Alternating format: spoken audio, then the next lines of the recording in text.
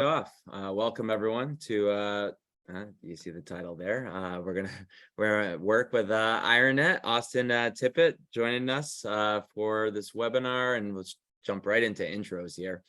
And yeah, Austin's a senior cyber threat hunter with IronNet, formerly a threat intel analyst as well as a consultant with Deloitte, and before that even helping support the CERT on at the Missile Defense Agency. So Austin, welcome to the webinar. Yep, glad to be here.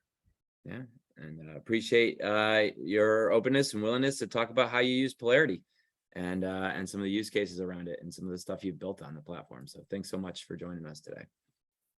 And everyone else who joined the call, thank you all for attending and participating. So jumping right into it, I'm going to give a quick overview in case anyone on the call hadn't seen Polarity before, and then I'm going to hand it right over to Austin to talk about his use cases. So I actually skipped over the agenda, but pretty short agenda here for you to look at. Jumping right into that, you should all see my screen. And actually, I needed that browser window. I'm going to start with the most basic thing Polarity is. It's search, federated search across your internal, external systems, your open source intel, your commercial intel, your SIM, different platforms, and even your knowledge stores. And we'll kind of go into that in more detail as we go through this. But in its most basic form, it's a search bar in a browser, and you hit go, and Polarity is going to federate out those searches, hitting a whole bunch of different sources. The things coming back right now are color coded. So right now, the way I have my demo environment configured is my threat intel is in pink, my asset data is in gray, I have my vulnerability data in orange, informational data in white. And so we have this kind of summary view where I can get a quick glance at things, and I can pivot between things just by clicking on any one of these boxes. So let's say one of my favorite integrations with Polarity is the exploit finder. So here I click and pivot into exploit finder. I have links out to possible exploit code. Useful if I'm trying to make that judgment call. Does the adversary also have access to exploit code? This is kind of quick little hack cheat to know or understand or figure that the adversary probably has a fast way to exploit as well. Or maybe taking a step back, if I'm going to educate myself on this vulnerability, I can take a look at some YouTube videos, or as we mentioned before, assets that are vulnerable. Blue is social media data in this environment, and then looking at some threat intel.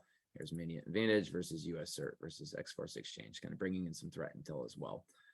So that's its most basic form, simple search in a web browser. Going a step beyond that, I can use the Polarity client to search at the touch of a keystroke. So I can select anything, hit a keystroke, and run a search. That's the second way I can engage Polarity. And in this case, it's doing the same thing, federating out those searches. This case, instead of a CVE, I'm triggering it off of an IP address. And I'm getting information such as data in my logs, current investigations, still pulling in the threat intel, as well as some notes, which we'll talk about more in a bit, and some orchestration capabilities here. In addition to that, you'll also see a couple submission capabilities here as well, just showing how we can submit data into the platform. The third way you can invoke Polarity is by selecting an area of the screen. So I can basically, this little targeting reticle here, that's Polarity, and I can say, hey, analyze this area of the screen for me. And now Polarity is going to analyze that, run about 1,000 searches on this demo system, about 100 per IP address I just selected, and bring back the results in somewhere between 3 and 5 seconds here. And now I'm triaging through multiple indicators or IPs in this example, really getting that summary view, and I can dive into anything as appropriate. And then the final way that users interact with Polarity is in this ability to highlight data in line in the applications they use. So I turned on highlight mode here, and as I scroll within this window, you can see Polarity's highlighting, very much like augmented reality, but in software. And I can mouse over any one of these highlights and get a sense for what I'm looking at. If you watch closely, when I move the window, you can see the highlights are separate from the application. That gives us the ability to run on top of any application. So no matter how dynamic your workflow is, we'll be able to support it. With that quick kind of overview of Polarity, I'm going to stop sharing and hand it over to Austin. Yeah, thanks, Paul. So again, senior threat hunter at IronNet, part of this Cyber Operations Center. been at IronNet for close to 2 years now. Within this Cyber Operations Center, we have a couple different teams. I'm part of the Hunt Operations team. We have a threat analysis team that does a lot of like threat intelligence, threat research for our partners. And we also have an Overwatch team that kind of looks at all of our partners overall and tries to bring out interesting correlations between the data that they send us. So we're a network detection response company and collective defense company. So you can imagine we are ingesting a lot of network data. It could be PCAP, it could be network logs like NetFlow or metadata, a ton of data, right? So when we were looking at Polarity, we were really looking for a single application that we could use to search all of our data sources. So it could be our internal data sources. We have internal databases that we search over. We'll talk about that a little bit later. OSINT sources, as Paul was showing, like VirusTotal or URL scan or any other OSINT source that is really used. Gray noise, that's one that we use quite often. And it's been really helpful for that. That was our kind of like initial thing that we were looking for Polarity to really do. We very quickly realized there was a lot more capabilities for Polarity once we started using it day to day. So one of the things that we kind of looked at is and found that it's been really great at is just giving us a peace of mind that we're fully investigating everything that we're looking at. So if you can imagine, we're looking at, like you showed, a NetFlow log or a NetStat log, or a PCAP file in Wireshark or something like that.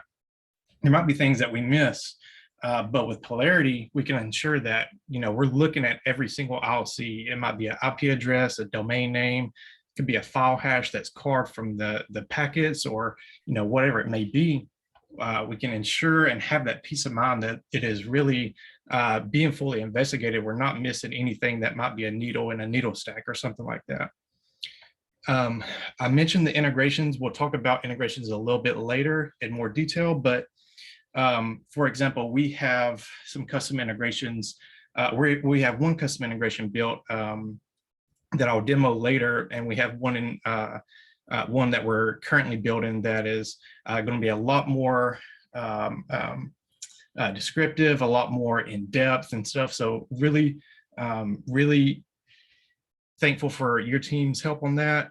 Excited to see what it looks like in the product and everything. Your team's been a super helpful for developing those integrations. And one thing that I really didn't realize at first when getting the demo is how helpful it's been. Of course, we are part of a lot of sensitive networks that is, we can't really access it over the internet. So we might have to use a VPN into the network, have like a virtual machine and maybe RDP from the virtual machine. So copy and paste is really, really messy when you talk about that.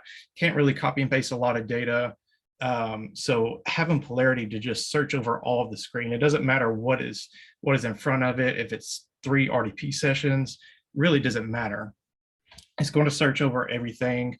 It gives a very quick way, and of course, the completeness of investigation for all of our networks that we're in. So last thing I wanted to mention was the annotations feature. Annotations is really another form of collective defense, right? So if I can have an IP address that I know is malicious, or a domain that I know is hosting a malicious file, I can immediately put in an annotation, note that for that domain, and share it to the appropriate channels. The channels are set up by permissions. You can add different members of different teams to different channels, and that immediately gets shared. You can see everything. You can see the timestamp. You can see the user who submitted it. You can actually add comments to that annotation. So it's really another form of collective defense. So Paul, I'll pass it back to you to go over a little bit of what annotations is. Yeah, thank you, Austin. So on the annotation side, it was actually one of the first things we built into Polarity, as we spent many years just filling up notepads, whether that was doing incident response or general intel analysis. and we'd fill up the notepad and we move on to the next notepad. And I mean, literally, I got little props here. I don't know if they come through, but a whole pile of former notepads that I don't use anymore, right? And between my coworkers, they wouldn't get the benefit of my notes unless I actually wrote them up and sent them to people.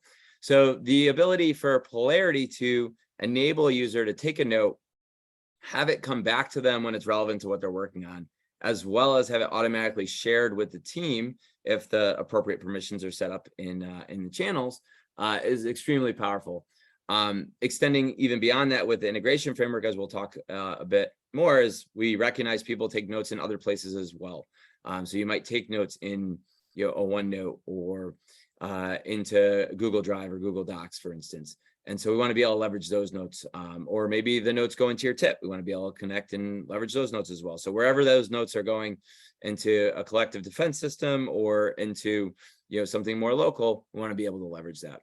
The other thing when we built note taking is we found that it had to be pretty frictionless. So we wanted to make it really easy for folks to just hit a quick keystroke, take a short note or an annotation, as we call them here, and then get right back to analysis. So not a situation where they have to go through and fill out multiple forms just to take a note.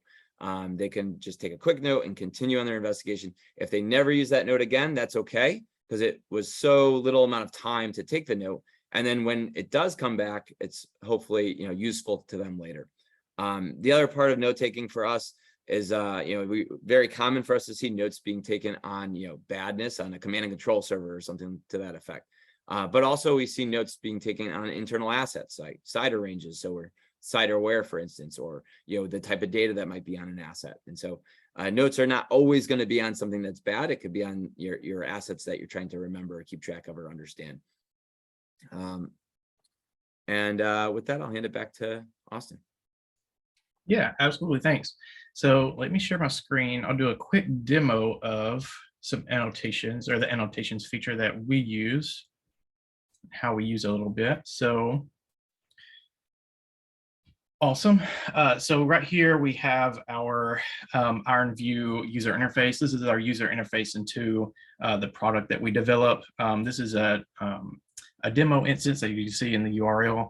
So if you can imagine, if you're a SOC analyst or a threat hunter and you have an alert that you're looking at, immediately what you see first is this domain that comes up in front of you. So if I wanted to just look at this, I'll copy it to my clipboard. I'll paste it into Polarity. Let's see what's going on about this.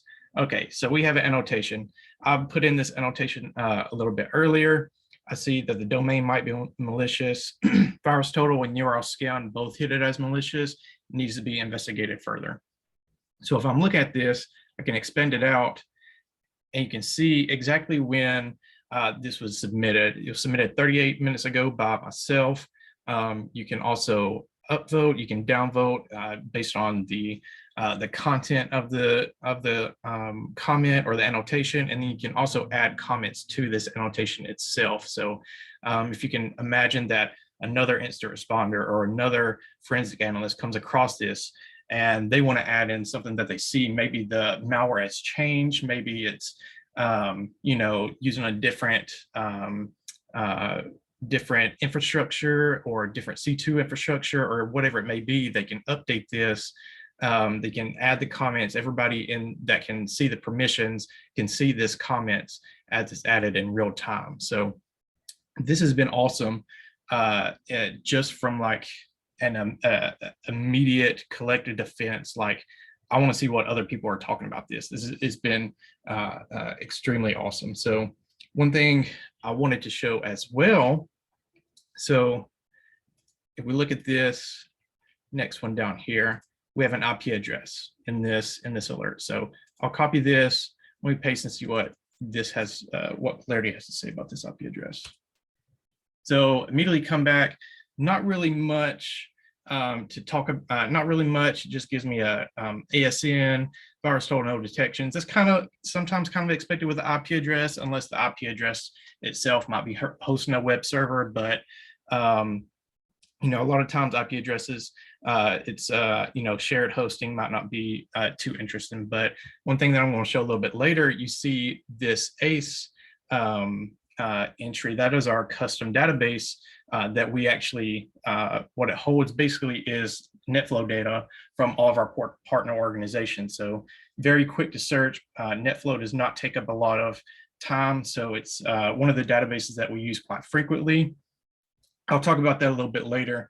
But one thing that I also wanted to show was the ability to, and you briefly mentioned on it, is the internal annotations feature. So we have obviously the external domain. It might be external domain, IP address, file hash, or something that you can add a comment to. But if it is a internal asset, especially for IronNet's use cases, we have a lot of different partner organizations. Internal IP addresses might overlap, so you might get something mixed up when you're looking at something. So one thing that we can do, if we highlight this, hit Control-C twice, it automatically pulls up this annotations tab. So immediately here, I can put in an annotation, say, this IP address, it might have been compromised on, September 22nd, or this IP address hosts a Windows server, Windows Server 2016, 2012, it might be kind of old, just kind of like an annotation, a comment for anybody to see. So this has been very helpful for us, especially when you have over different networks combining all of its data into it, and you have overlapping of subnets, overlapping of IP addresses, and asset management is really hard.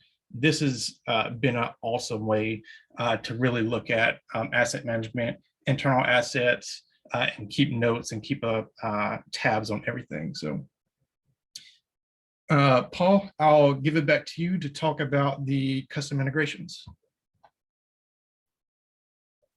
All right, thank you, Austin. And I will share my screen as well. So out of the box with Polarity, there are a whole bunch of integrations just ready to go. So you have over 180 integrations that you can pull right down from our GitHub page. And then typically configuration on those is going to be putting in API keys or credentials or pointing to a specific location, and you're up and running. But sometimes you're going to want to go beyond that. And that could be customizing an existing integration, or it could be like IronNet did, building your own integration. And when you do, when you build your own integration, or the same way that all these integrations here listed on my screen have been built, is by defining three things: what to recognize in terms of a data type, what action to take, and then what information to overlay or to bring back in the web browser. When you define those three things, you have an integration. Integrations can fall into some different categories here. So you on your far left, you have your data query. This is kind of the most common ones and kind of how a lot of people think of it out of the gate. So this is like, querying your Splunk or your Elastic, or querying a ticketing system, or searching the internet, right? Or your tip, your threat data. And then you also have more of the knowledge query. So this would be connecting to something like a Google Drive or a SharePoint, Confluence, and finding more of these repositories where data resides. Oftentimes these are free-form text searches. Instead of looking up a specific indicator, you might be putting in free-form text to search, and then you bring back the knowledge base.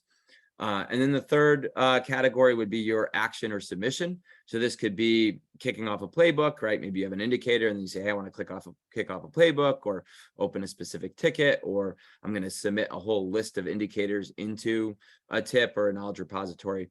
So you have that submission and action capability.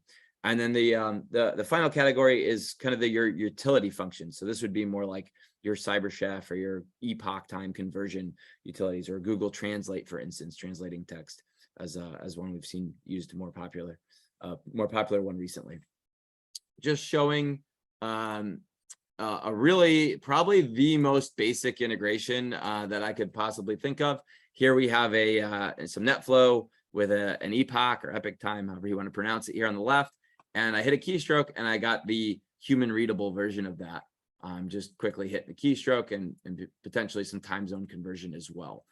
So that's a really extremely basic integration, and I'll hand it over back to Austin to show something a little more fun, a little more interesting than that. Awesome. So let me share my screen again. Awesome. So I briefly mentioned about the integrations earlier that we had. So what I want to do is I have this IP address that I searched earlier. I have the ACE that says 3 participants with 9 flows. So what does that actually mean? What does that integration look like? So we can open this up. What we see is three participants. So all of these are demo stacks. There's nothing sensitive here. We can look at it, expand these. We can see the flow times. We can see the roles. Is it a destination IP address? Is it a source IP address? And also the observed IP. So if it was something like a domain or something, we have the IP address that it results to or something. All the results can be completely customized. This is just what we are returning in our specific instance.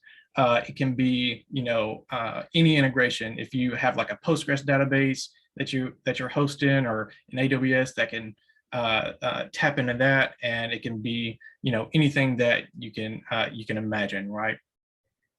So what I also wanted to show was this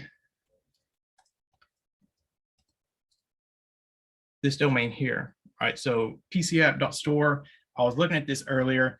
It looked looked suspicious a little bit. It had like a download to some like PC application store that you can install. Had like a kind of like a reference to installing Zoom. So not really something that is particularly looks very benign, right? It's at least suspicious to look into further. When I was looking at this, I saw that the ACE Intel data that we had, it has 25 participants with 39 different flows. So that immediately, to me, I might have just been looking at one of our partners but there's actually 24 other partners that might be affected by this. So that's what I mentioned earlier. Very good example of collective defense in action. I added some annotations to this so you can immediately see what's going on, investigate the files downloaded from the domain, determine if the files were executed on the host, and also possible Trojan masquerading of Zoom install. So that is the integrations that we have developed so far. We have something else in the works. We have an internal tool called CDP. It's the Collective Defense Portal. We're having building an integration with Polarity for that. So other organizations can have a way to query our threat intel data without having direct access to the network data that we actually collect for privacy reasons, obviously. So a lot of people have been asking for this. Customers have been asking for this. A lot of different organizations.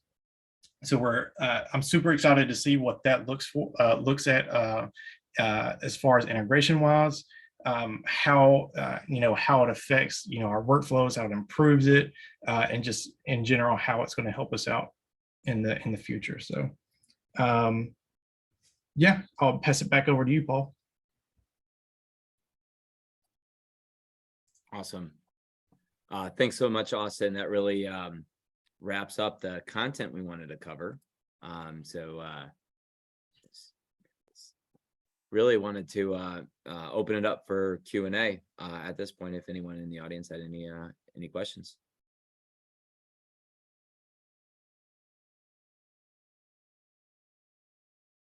Looks like we have a question coming in. Austin, has Polarity affected your triage time for incidents?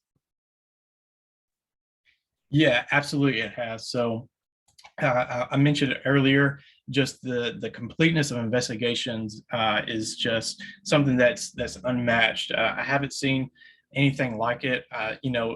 Before Polarity, it was kind of a semi-automated thing. You could kind of bulk copy paste that we had built internally, but Polarity is it's been immensely helpful.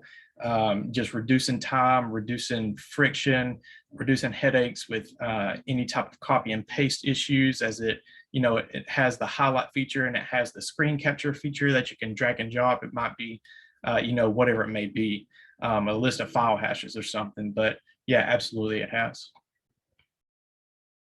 Excellent. And see if there's any other questions here. There are multiple places to check. We got another one coming in. Which role seems to find the most use for Polarity? Was that which role? Which roles? So I can answer that on Yeah. our end. From what we see a lot of incident responders, SOC professionals, hunt, threat. So kind of across the gambit, but definitely the folks that are triaging data. Back to the last question. And then Austin, over to your end. Is it mostly folks doing hunts or operations? Go for it. Yeah, absolutely. I think any type of operations team will get benefit out of this, especially any type of like SOC or threat hunting, and maybe like even digital forensics. I can definitely see use cases for this. I see it myself on a daily basis. Now, I do see some type of use cases for maybe like a red team or a pen test, trying to automate some of their stuff. I haven't really seen that in action, but I can definitely see something that could be helpful in like a red team or a pen test when you're doing like external assessments or something like that. Yeah, I've been itching to write, but never enough time. The integration that kicks off an Nmap scan or or maybe an autopwn on Metasploit or something like that. Thought it'd be fun. Curious. So question for me, I'm curious in terms of the time to develop, like how much time effort did it take to build out that integration? Yeah, it wasn't long at all. I mean, it was just a couple of days just to build it out completely, and then just fine tuning it at the end. So it wasn't long at all. Your team was an amazing help. They held our hands through it the whole time. But yeah, just wanted to shout out your team on that. They'll help out with any type of custom integrations that you need. No, I appreciate the feedback, and great to hear. It wasn't a month-long effort or weeks long. It sounds like a couple days to build it out to custom. Another question coming in. What are the integrations that you find most useful? Yeah, so I think probably gray noise is extremely useful, especially when you're looking at like external attacks happening on your network. Just having that, getting a list of all those IP addresses and seeing if gray noise has seen them. Gray noise gives a lot of useful data. It tells you if something is like a researcher, a legitimate researcher, if it's known malicious, if it's known benign, especially if something just doesn't come back. That's something to really look into, because like, why are you being targeted by an IP address that nobody else on the internet is being targeted by, right? So really enjoy the gray noise one. Obviously the custom integration that we've built with the ACE Intel, it's been extremely helpful as well. All right. Another question. Are there any future plans for more use cases with Polarity at IronNet? Yeah, absolutely. I talked about it a little bit. We have a CDP integration that we're building right now, and I'm hoping that is really a force multiplier for intel sharing with third parties and third party organizations, because it's going to allow other organizations with Polarity to be able to tap into our threat intel data. It might just be something simple as what intel does this IP address have, or what intel does this domain have, and to get that back instantly. So I'm really excited for that. I'm really excited to see what it looks like when it's finished, and how it's a multiplier for us. Excellent. So that, if I'm understanding correctly, that future integration will be more customer facing potentially, or something you can maybe put on our GitHub, whereas the current ones that you built that you showed today was more for your internal use. Is that correct? Yep, absolutely. 100%. All right. Any other questions? Check the chat as well. All right. Well, with that, we're just over time. So thanks everyone for staying a little bit longer here as we walk through this questions. Thank you for your questions. Really appreciate it. And most of all, Austin, thank you for joining us and being willing to share with the community your use cases of Polarity and what you built custom. So really appreciate having you on, and appreciate having you as a customer. Thanks so much. Yeah, thanks for having me. Enjoyed it. All right. Well, take care, everyone. Thank you. Thanks for joining, everyone. See you.